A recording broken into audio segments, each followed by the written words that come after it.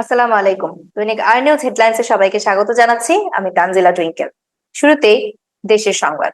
জয়পুরহাটে ২৫০ শয্যা বিশিষ্ট জেনারেল হাসপাতাল। এই হাসপাতালের একটি কক্ষে ধবধবে সাদা চাদর বিছানো রোগীদের শয্যা বা বেড। চিকিৎসার জন্য প্রতিটি বেডের সঙ্গে লাগানো রয়েছে যন্ত্রপাতি। বেড বাদে আরো যন্ত্র রয়েছে ওই কক্ষ জুড়ে। প্রায় ১.৫ কোটি টাকা মূল্যের এসব যন্ত্রপাতি বসিয়ে আইসিইউ ওয়ার্ড প্রস্তুত করা হলেও শুধু চিকিৎসকের অভাবে জয়পুরহাট জেলাবাসী কোনো সেবা পাচ্ছে না আইসিইউ। নকশা জটিলতার অজুহাত দেখিয়ে গত ৪ বছর ধরেই সেতুর কাজ বন্ধ। ভোগান্তিতে পড়েছে সোনাকাটা ইকো পার্কে পর্যটক, জেলে, বন বিভাগের লোকজন ও স্থানীয়রা। সেতুর কাজ বন্ধ থাকায় খেয়াই নদী পার হতে হয়। এতে পর্যটক সংখ্যা দিন দিন হ্রাস পাচ্ছে। দ্রুত সেতুর কাজ সমাপ্তের দাবি জানিয়েছেন ভুক্তভোগীরা। জানা গেছে, দেশের দ্বিতীয় বৃহত্তম শ্বাসমূলীয় টেংরাগিরি ইকো পার্ক বরগুনা জেলার তালতলী উপজেলার ফকিরহাটে অবস্থিত। বাংলাদেশে অফিসিয়ালি যাত্রা শুরু করেছে স্যাটেলাইট ভিত্তিক ইন্টারনেট সেবা প্রদানকারী প্রতিষ্ঠান স্টারলিংক। দুটি প্যাকেজ দিয়ে এই যাত্রা শুরু করেছে স্টারলিংক। প্যাকেজ দুটি হলো স্টারলিংক রেসিডেন্স এবং রেসিডেন্স ফ্লাইট। মাসিক খরচ একটিতে ৬,০০০ টাকা, অপরটিতে ৪,২০০ টাকা।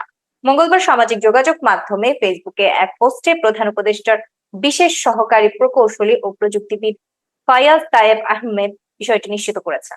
এদিকে বৈষম্য বিরোধী ছাত্র আন্দোলনের রংপুর জেলা ও মহানগর কমিটির শীর্ষ কয়েকজন নেতার বিরুদ্ধে দুর্নীতির অভিযোগ তুলে ১৬ নেতার পদত্যাগের পরদিন জরুরি সংবাদ সম্মেলন ডেকেছে জেলা কমিটি। এ সময় তারা পদত্যাগীদের বিরুদ্ধে অভিযোগ তুললেও তাদের করা অনেক প্রশ্নের উত্তর মেলেনি। সোমবার বিকেলে নগরের মুন্সিপাড়া জেলা কমিটির কার্যালয়ে এই সংবাদ সম্মেলন করা হয়। সারা দেশের মতো কুয়াকাটা সহ উপকূলীয় এলাকায় আওয়ামী লীগ সরকারের আমলে গৃহহীন ও ভূমিহীন পরিবারের মাথা গোঁজার জন্য মুজিব শতবর্ষের উপহার হিসেবে আশ্রয়ন প্রকল্পের মাধ্যমে ঘর দেওয়া হয়েছে। অথচ কুয়াকাটা এলাকার এসব ঘরে ঠাঁই হয়নি প্রকৃত ভূমিহীনদের। অভিযোগ রয়েছে, যারা ঘর পেয়েছেন তাদের অনেকেই এসব ঘরে থাকেন না। অভিযোগে জানা যায়, কতিপয় অসাধু লোক নিজেদের স্বার্থে আইনের তোয়াক্কা না করে উপজেলা প্রশাসনকে ম্যানেজ করে প্রকৃত গৃহহীন ও ভূমিহীনদের তালিকায় অন্তর্ভুক্ত না করে তাদের বঞ্চিত করেছে, বরং আত্মীয় ও দলীয়করণের মাধ্যমে ঘর বরাদ্দ দেওয়া হয়েছে। জাতীয় প্রাথমিক শিক্ষা সপ্তাহ উপলক্ষে অনুষ্ঠিত জাতীয় প্রাথমিক শিক্ষা পদক ২০২৪ প্রতিযোগিতায় দেশের শ্রেষ্ঠ প্রাথমিক বিদ্যালয় নির্বাচিত হয়েছে দিনাজপুরের চিরিবন্দর উপজেলার সুব্রত খাজাঞ্চি সরকারি প্রাথমিক বিদ্যালয়। মানসম্মত শিক্ষা নিশ্চিত করে বৈষম্য মুক্ত বাংলাদেশ গড়ি, এই প্রতিপাদ্য সামনে রেখে শনিবার ঢাকায় প্রাথমিক শিক্ষা অধিদপ্তরের সম্মেলন কক্ষে আয়োজিত অনুষ্ঠানে পুরস্কার দেওয়া হয়। ঝোপে পড়েছিল ৩টি অস্ত্র ও কার্তুজ। চট্টগ্রাম নগরীর বাকুলিয়া থানা এলাকা থেকে ৩টি আগ্নেয়াস্ত্র ও ৪টি শর্ট গানের কার্তুজ উদ্ধার করেছে র‍্যাব-৭। এ ঘটনায় কাউকে গ্রেপ্তার নেই বলে জানিয়েছে র‍্যাব। সোমবার গণমাধ্যমে পাঠানো এক বিবৃতিতে এই তথ্য জানানো হয়েছে। বিএনপি সহ রাজনৈতিক দলগুলোর অব্যাহত দাবির মুখেও মেয়াদের ৯ মাসেও জাতীয় নির্বাচনের সুনির্দিষ্ট রোডম্যাপ ঘোষণা করেনি ডক্টর মোহাম্মদ ইউনূসের নেতৃত্বাধীন অন্তর্বর্তী সরকার। এমন অবস্থায় নির্বাচন নিয়ে গভীর ষড়যন্ত্র দেখছে বিএনপি। দলটির সর্বোচ্চ নীতি নির্ধারণী ফোরাম জাতীয় স্থায়ী কমিটি মনে করে, অন্তর্বর্তীকালীন সরকারের একটি অংশ ক্ষমতায় থাকতে নানান অজুহাতে নির্বাচন পিছিয়ে দেওয়ার চেষ্টা রয়েছে। তাই অন্তর্বর্তী সরকারের ওপর চাপ বাড়িয়ে আগামী জাতীয় সংসদ নির্বাচনের সুনির্দিষ্ট দিনক্ষণ আদায়ের দাবিতে রাজপথে নামার কথা ভাবছে দলটি। কি ধরনের কর্মসূচি করা যায় তা নিয়েও চলছে আলোচনা। তবে সেই আন্দোলন যাতে কোনো অবস্থাতেই সংঘাতের দিকে না যায় সেই বিষয়ে সর্বোচ্চ গুরুত্ব দেওয়া হচ্ছে। এদিকে পাবনার বেড়া উপজেলায় র‍্যাব-১২ ও সিপিসি-১ কুষ্টিয়ার যৌথ অভিযানে মাটি খুঁড়ে ৭৪ কেজি ওজনের কোষ্ঠী পাথরের মূর্তি উদ্ধার করা হয়েছে। এ ঘটনায় একজনকে গ্রেপ্তার করা হয়েছে। সোমবার রাত ৮টার দিকে উপজেলাধীন আমিনপুর থানাধীন চক আব্দুল শুকুর এলাকায় ঘটনাটি ঘটে। কলকাতায় বাংলাদেশের ডেপুটি হাইকমিশনে ঐতিহ্যগতভাবে চলে আসা কোরবানি দেওয়া প্রথা সম্প্রতি বন্ধের নির্দেশ দিয়েছেন নবনিযুক্ত ডেপুটি হাইকমিশনার শাবাব বিন আহমেদ। নতুন ডেপুটি হাইকমিশনারের এই পদক্ষেপে কলকাতা মিশনে তীব্র প্রতিক্রিয়া তৈরি হলে জরুরি ভিত্তিতে তার বিরুদ্ধে উচ্চ পর্যায় থেকে ব্যবস্থা নেওয়া হতে পারে, এমনটা জানা যায় মিশন সূত্রে।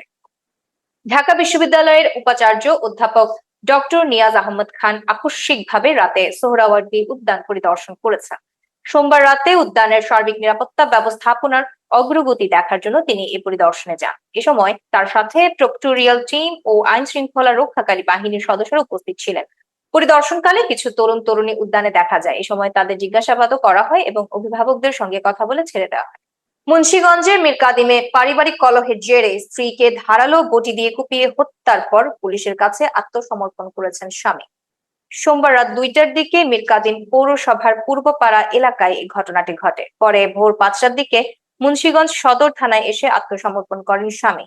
ঢাকার হযরত শাহজালাল আন্তর্জাতিক বিমানবন্দর থেকে উড্ডয়নের পরপরই টার্কিশ এয়ারলাইন্সের একটি বিমানে ইঞ্জিনে আগুন ধরে যাওয়ার ঘটনা ঘটে। বিষয়টি টের পেয়ে বিমানটি জরুরি অবতরণ করেন পাইলট। মঙ্গলবার সকাল 7টায় এই ঘটনাটি ঘটে। প্লেনটিতে 290 জন যাত্রী ছিলেন। 43তম বিসিএস এর গেজেট আজ থেকে বাদ পড়া প্রার্থীদের বিষয়ে চূড়ান্ত সিদ্ধান্তে আসতে পারে খুব শিগগিরই। মঙ্গলবার জনপ্রশাসন মন্ত্রণালয়ের একজন কর্মকর্তা বলেন, এ সংক্রান্ত ফাইল যমুনায় আছে। প্রধান উপদেষ্টার চূড়ান্ত সিদ্ধান্ত আসার অপেক্ষায় আছি আমরা। সেখান থেকে ইতিবাচক কিছু এলেই গেজেট হয়ে যাবে। ঠিক কখন আসবে ফাইল তা বলা কঠিন। এদিকে রাষ্ট্রের বিভিন্ন ক্ষেত্রে সংস্কার প্রশ্নে ঐক্যমত্য তৈরির লক্ষ্যে রাজনৈতিক দলগুলোর সঙ্গে জাতীয় ঐক্যমত্য কমিশনের প্রথম পর্যায়ের আলোচনা শেষ হয়েছে। 5টি সংস্কার কমিশনের অনেকগুলো সুপারিশ বা প্রস্তাবের বিষয়ে দলগুলো একমত হলেও ক্ষমতার ভারসাম্য সহ মৌলিক প্রস্তাবগুলোর বিষয়ে মতপার্থক্য রয়ে গেছে। ঐক্যমত্য কমিশন সূত্রে জানা যায়, প্রথম পর্যায়ের আলোচনার ফলাফল বিশ্লেষণ করে দলগুলোর সঙ্গে শিগগিরই দ্বিতীয় পর্যায়ের আলোচনা শুরু হয়। এবার আন্তর্জাতিক প্রসঙ্গ। চেচনিয়ার নেতা রমজান কাদিরভের শারীরিক অবস্থা খুবই খারাপ। চলতি মাসের শুরুর দিকে রাশিয়ার প্রেসিডেন্ট ভ্লাদিমির পুতিনের সঙ্গে দেখা করতে গিয়ে তিনি পদত্যাগ করতে চেয়েছিলেন, কিন্তু সেই অনুরোধ প্রত্যাখ্যান করেছেন। সংশ্লিষ্ট একাধিক সূত্র ও বিশ্লেষক আল জাজিরাকে এই খবরটি জানিয়েছেন। ইসরায়েলি আগ্রাসনে পরিবার হারানো ও ক্ষতিগ্রস্ত 1000 ফিলিস্তিনিকে এবছর বিনা খরচে হজ পালনের সুযোগ দিয়েছে সৌদি আরব। এই উদ্যোগের সব খরচ বহন করবেন সৌদি আরবের বাদশাহ সালমান বিন আব্দুল আজিজ। খালিজ টাইমসের বরাতে জানা গেছে, শুধু নিহত স্বজনদের পরিবার নয়, যেসব ফিলিস্তিনের স্বজন ইসরায়েলি হামলায় আহত বা কারাবন্দী রয়েছেন তাদেরও এই বিশেষ আমন্ত্রণ জানানো হয়েছে। এদিকে ইউক্রেন যুদ্ধ বন্ধে পরস্পরের সঙ্গে কথা বলেছেন যুক্তরাষ্ট্রের প্রেসিডেন্ট ডোনাল্ড ট্রাম্প ও রাশিয়ার প্রেসিডেন্ট ভ্লাদিমির পুতিন। সোমবার দুই নেতার মধ্যে 2 ঘন্টার বেশি সময় ধরে চলে ফোনালাপ। পরে ট্রাম্প বলেন, যুদ্ধবিরতির জন্য শিগগিরই আলোচনা শুরু করবে মস্কো ও কিয়েভ। রুশ সংবাদ মাধ্যম তাসের খবরে বলা হয়, ভবিষ্যতে একটি সম্ভাব্য শান্তি চুক্তির জন্য ইউক্রেনের সঙ্গে রাশিয়া কাজ করতে প্রস্তুত আছে বলে জানিয়েছেন পুতিন। যুক্তরাষ্ট্রে অবৈধ অভিবাসনের সহায়তার অভিযোগে ভারতের বিভিন্ন ট্রাভেল এজেন্সির মালিক ও কর্মকর্তাদের ওপর ভিসা বিধি নিষেধ আরোপ করেছে ওয়াশিংটন।